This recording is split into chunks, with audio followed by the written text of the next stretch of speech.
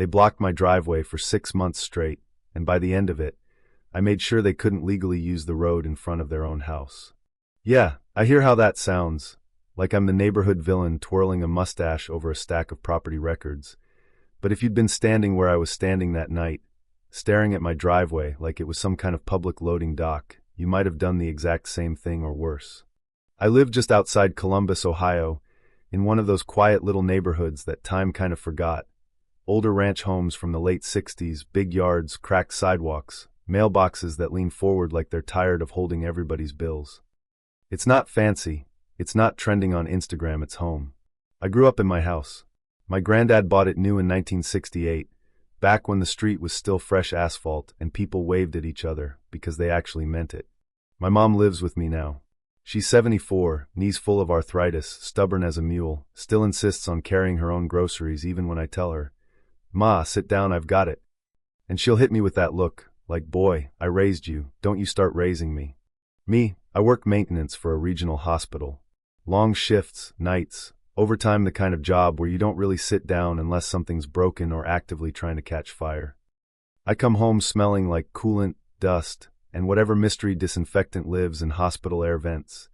And all I want at the end of a shift is to pull into my own driveway, walk into my own house, and hear my own kind of quiet.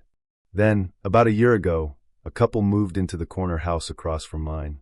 It was like a whole movie crew arrived. Big black moving trucks, expensive patio furniture still wrapped in plastic, contractors coming and going for weeks like they were renovating a mansion instead of a suburban ranch. The guy's name was Brent Calloway, late 30s, clean beard, crisp polos, that tech startup confidence like he was always 5 minutes away from closing a round. His wife Elise drove a brand new Porsche Cayenne. Their teenage son had a Mustang GT that he revved every morning at 6:45 like the entire block needed a daily reminder that puberty comes with horsepower. And their house. 2-car garage, wide driveway, plenty of space. More than enough. So tell me why, for reasons that still make my eye twitch, Brent decided my driveway was his overflow parking. The first time it happened, I honestly figured it was a mistake. I came home after a 12-hour shift, shoulders tight, feet aching, and there it was, a silver Audi A8 parked sideways across the mouth of my driveway. Not close. Not, oops, I'm over the line. Completely blocking it like it was intentional, like he'd measured the angle. I parked on the street, walked over, knocked on his door. He answered with a Bluetooth headset still in his ear, smiling like we were already buddies. "Oh hey man, what's up?" I pointed behind me. "Your car's blocking my driveway." He turned, glanced over his shoulder like this was the first he'd heard of it. "Oh shoot, yeah, sorry about that. We've got some guests over. I'll move it." And he did. No argument, no attitude. I even thanked him. That was my mistake right there, because after that, it started happening once a week, then twice, then every other day, then so often it stopped feeling like coincidence and started feeling like a little power flex. Sometimes it was his Audi. Sometimes it was a client's BMW. Sometimes it was some random SUV I didn't recognize. Always right there, nose kissing the curb, tail angled across my driveway like my property line was just a suggestion. At first, I left polite notes. "Hey Brent, please don't block the driveway. My mom needs access." Then I tried texting. We'd swapped numbers after a neighborhood barbecue, the one where he shook everybody's hand and acted like the mayor.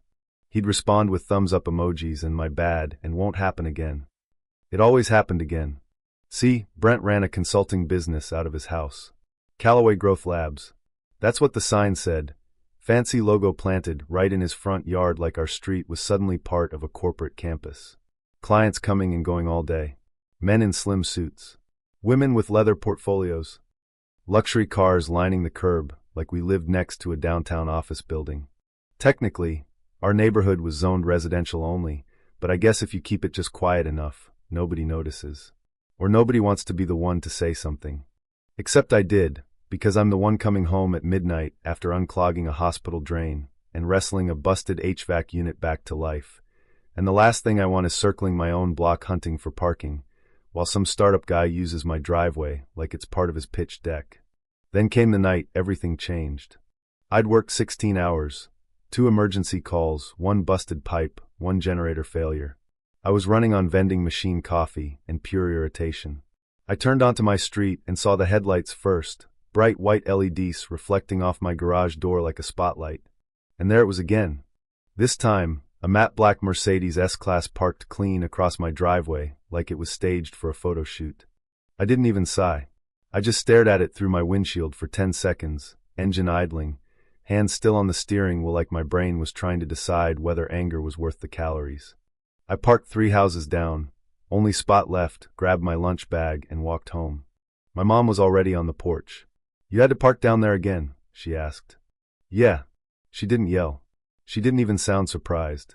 Just tired, like she'd been losing little battles all day and didn't have the energy to start another.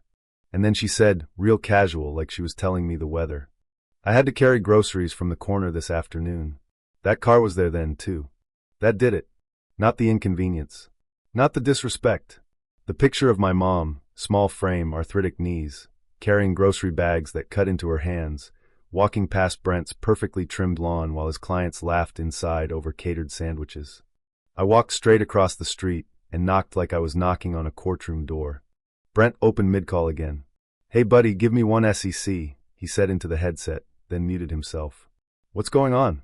"You've been blocking my driveway for months." He blinked like I'd accused him of tax fraud. "Have I?" "Yes, you have." He glanced at the Mercedes. "Oh, that's a client. Big pitch tonight. I'll have him move." "It's not about tonight," I said. "It's about every night." His smile tightened. "Look, man, we're trying to build something here. It's temporary. Once we scale, I'll get office space. That doesn't help me now." And then he shrugged. Actually shrugged, like the whole situation was just an annoying little bug in his day. "Street parking's public," he said. "You can park anywhere. That's my driveway." "I'll move it," he said, voice losing patience. "You don't need to make it a whole thing." "A whole thing?" I stood there for a second and realized something I didn't want to admit. He didn't see me as a neighbor. He saw me as background. The guy with the older truck and the faded mailbox who'd eventually just give up. He called over his shoulder, "Evan, can you move your car for a sec?" and walked back inside before I could say another word. So I stood there alone on his porch, listening to muffled laughter and clinking glasses behind the door, and something shifted in me. Not rage exactly, more like the quiet click of a lock turning. When I went back inside, I didn't go to bed. I went to the hallway closet where we keep my granddad's old file cabinet. Heavy metal thing that smells like dust, old paper, and the kind of patience people used to have. My grandfather, Harold McKinney, had been a land surveyor for 40 years. Measured half the county by hand before GPS made it easy. He kept everything, maps, deeds, easements, old plat notes with pencil marks so faint they looked like ghosts. I hadn't opened that cabinet in years. But that night, I pulled open the bottom drawer and found a folder labeled in his careful handwriting. Ridgeview Lane, original plat, 1967. And I remembered something he'd told me when I was a kid, sitting at his kitchen table while he sharpened pencils with a pocket knife. "This whole street," he'd said, tapping a yellowed map, "used to be ours." I sat on the living room floor and spread those papers out like I was building a crime board. Old plat maps, survey notes, copies of deeds with faded county stamps. The house was quiet except for the kitchen clock ticking and my mom's soft snoring down the hall. And there it was. Back in 1967, before Ridgeview Lane was even called Ridgeview, the entire strip of land where our road runs had belonged to my family. My granddad sold parcels off when the neighborhood got developed, but he kept certain rights, not out of greed, just out of caution. Like he could see the future being messy. One of those rights was a 30-foot easement granted to the city so they could build and maintain the road. But it wasn't unconditional. There was a clause typed clean and precise, and when I read it, my stomach did that slow drop like an elevator. The easement would remain valid so long as the property served residential purposes consistent with zoning regulations at the time of agreement, and any commercial use materially altering the character of the roadway would constitute a breach subject to review and potential revocation by the grantor or heirs. I read that sentence 5 times. Then I just leaned back against the couch and stared at the ceiling because Brent's little home office wasn't a guy taking a few Zoom calls in sweatpants. It was daily traffic, client meetings, signage, catering deliveries. And once, I swear I'm not making this up, a valet kid in a blazer parking cars up and down our street for some networking thing like we lived outside a hotel. If that didn't materially alter the character of the roadway, then what does? Now, I'm not a lawyer. I fix boilers and air handlers. So before I let my imagination turn into a revenge fantasy, I called in sick the next morning and drove down to the county recorder's office with a manila folder like I was about to argue the Constitution. The clerk, older woman, half-moon glasses, raised her eyebrows when she saw what I requested. "Not many people dig this far back," she said. "Family history project," I lied. She stamped everything, handed me certified copies, and I walked out with paperwork that felt heavier than it should have. Then I called a property attorney a coworker recommended, Dana Whitfield. Straight shooter. Late 40s. Voice like she'd been disappointed in grown men for decades, and still showed up to work anyway. I laid everything out on her conference table. She read quietly for a long time, flipping pages, taking notes. Finally she looked up and said, "Well, this is interesting." "Interesting good or interesting bad?" She leaned back. "Interesting useful. Your grandfather anticipated future zoning conflicts. If there's demonstrable commercial activity violating residential zoning, you could petition the court to review the easement." My pulse picked up. "Review as in revoke?" "Potentially," she said. Then she held up a finger. "But understand something. If you revoke the easement, the whole stretch of road covered by it loses legal access. That affects more than just your neighbor." And that hit me right in the gut, because I wasn't trying to punish the whole block. Mrs. Alvarez, 2 houses down, didn't deserve to get dragged into my war. The retired couple at the end of the street didn't deserve chaos. Dana watched my face and said, "Then you don't want destruction. You want leverage. First we establish the violation, then we file notice. Sometimes the threat alone forces compliance." Leverage. That word sat in my chest like a brick. So I started documenting everything. Photos of Brent's yard sign, screenshots of his LinkedIn bragging about hosting executive strategy sessions at my home office, traffic logs for 2 weeks with dates, times, license plates when I could see them. I talked to neighbors casually. Mrs. Alvarez sighed. "Those meetings, they block my mailbox sometimes." The retired couple mentioned late-night gatherings, loud voices. Somebody once parked partly on their lawn. Nobody wanted to make waves because Brent was charming in public, donated to local stuff, sponsored the high school robotics team, all that community hero packaging. But privately, he treated the street like an extension of his business. Dana filed a zoning complaint first. That triggered a city inspection. Brent got a notice of potential violation. I watched from my porch the day the inspector showed up. Brent stood in his driveway with his hands in his pockets, smiling that polished smile like he could charm a parking ticket into a compliment. A week later, nothing changed. If anything, traffic got worse, like he was daring someone to stop him. So we escalated. Dana drafted a petition to review and potentially revoke the easement based on material breach. We notified affected homeowners, and that part weighed on me. I knocked on doors, explained it straight.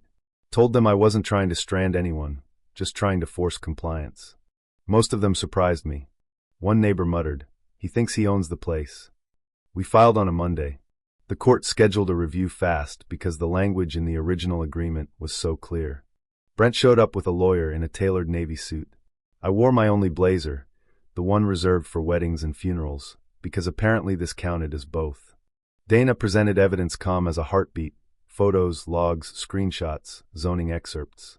Brent's attorney argued it was occasional and not a true commercial transformation. Then the judge looked right at Brent and asked, "Mr. Calloway, do you conduct regular business meetings at your residence?" Brent hesitated. "Yes, Your Honor, but—" "And do clients visit daily?" Another pause. "Yes, but—" The judge nodded slowly, like he'd already heard enough. A week later the ruling came down. Sufficient evidence of commercial use inconsistent with the easement's conditions, temporary suspension authorized pending compliance. Temporary. Doesn't sound dramatic until you understand what it meant in real life. Liability issues. Emergency access concerns. If the easement was suspended, the city couldn't legally maintain the roadway without risk. So by Wednesday afternoon, orange barricades showed up at both ends of our block. I stood on my porch, heart pounding, watching city workers set them down like we'd been quarantined. And here comes the twist, the part one didn't even see coming. Because right as they're setting the barricades, an older guy steps out of the crowd near the end of the street, wearing a battered ball cap, moving slow but steady, and he walks right up to me like he's been waiting years for this. He stuck his hand out. "Name's Mr. Donnelly," he said. "I knew your granddad." I blinked. You did? He nodded, eyes narrowed toward Brent's house. Harold used to say one day somebody would forget what a deed really means and somebody else would have to remind M. Then he leaned in a little and added, like he was sharing the punchline to a long joke. He also kept copies of everything at the VFW in a lockbox in case the county ever lost something. That little sentence rearranged something in my brain, because I'd been treating this like a personal fight.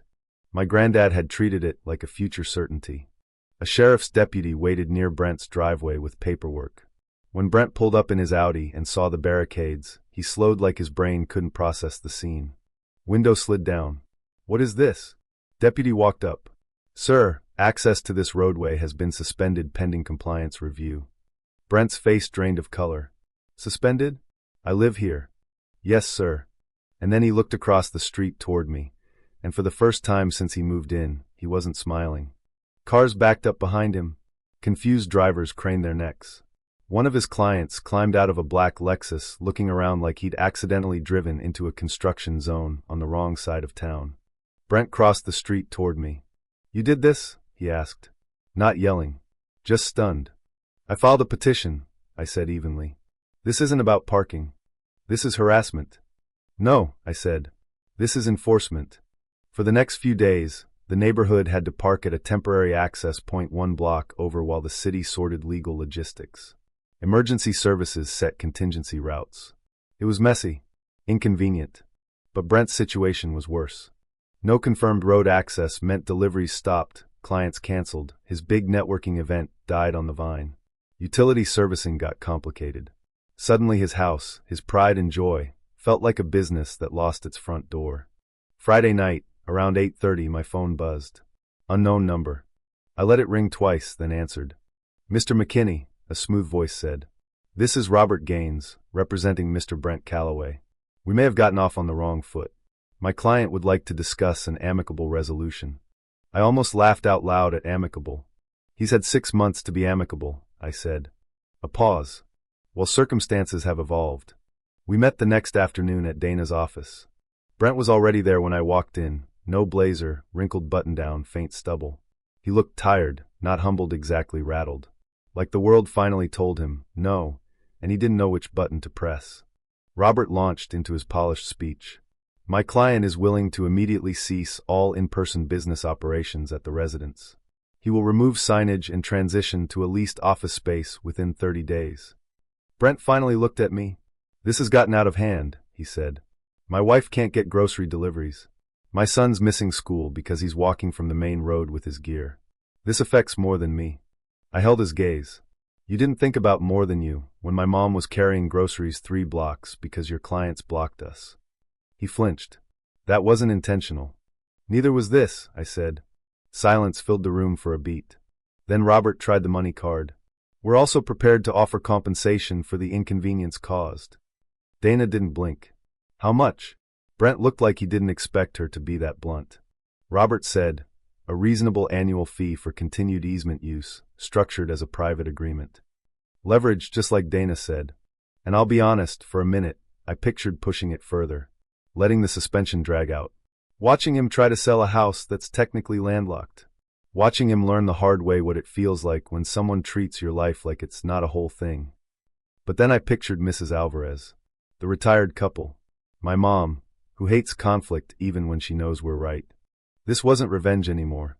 It was boundaries. I want 3 things, I said. Brent's jaw tightened, but he nodded. First, written and recorded acknowledgement that no vehicle associated with you, your family, or your business will ever block my driveway again. Ever.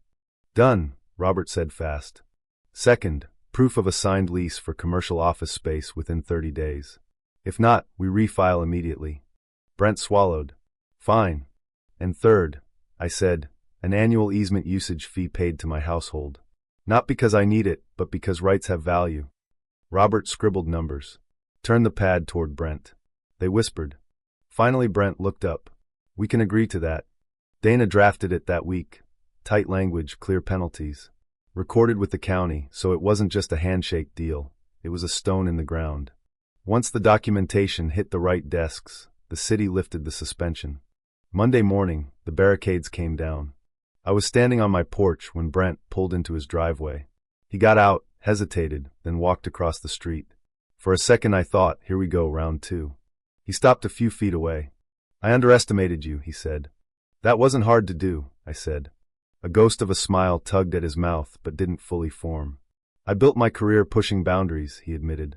Seeing what I could get away with. I didn't think it mattered here. It does, I said. When you live somewhere, it matters. He nodded. My office lease is signed. Downtown. Starts next week. Good. Awkward pause. The kind where two men who don't like each other try to decide whether this is closure or a ceasefire. My wife wanted me to apologize, he said. That your apology or hers? He exhaled. Both. I studied him. No smugness left. Just tired. Maybe embarrassed. Apology accepted, I said. Just don't make me dig through old paperwork again. That got a real smile out of him. Quick, uncomfortable, but real. A week later the yard sign disappeared. The luxury car parade vanished. Even the Mustang revving stopped, which honestly felt like a bonus victory I didn't even ask for. My mom noticed the quiet first. It feels like it used to, she said one evening as we sat on the porch, the air soft, the street finally back to being a street instead of a runway. And she was right. She parks in the driveway now. No long walks. No struggling with grocery bags. Brent's clients never set tire on our curb again. Every January, that easement check shows up. I put most of it into a little maintenance fund for the house, roof, plumbing, the unsexy stuff that keeps a life together, and I use the rest to take my mom somewhere nice for dinner, because if anyone earned a quiet life, it's her. Now here's the part people argue about when I tell this story. Some say I went too far, that I risked disrupting the whole neighborhood over pride. Others say Brent had it coming, that people like him only learn when it costs them something real. Maybe both are true. All I know is I tried polite. I tried patient. I tried being the easygoing neighbor who didn't want trouble, and he mistook that for weakness. And here's the thing I realized, the moral nobody teaches you until you're living it. Boundaries aren't just property lines. They're agreements between humans. Quiet understandings. The little invisible rules that keep people from turning into animals when they share a street, a wall, a life. And the scary part is the law only shows up after somebody's already decided your comfort is optional. You let someone cross your line long enough, eventually they redraw it. Not with a pencil, with a bulldozer. So I'm curious what you think. Did I overreact? Should I have let it go and just kept parking down the block? Or was this one of those moments where standing your ground means using every legal tool you've got, even if it makes the whole neighborhood shake for a minute? Drop your take in the comments, seriously. I read more of them than you'd think. And if you've ever dealt with a neighbor who acted like the rules didn't apply to them, I want to hear your story too, because I'm starting to believe the smallest line on a map is usually the one that matters most.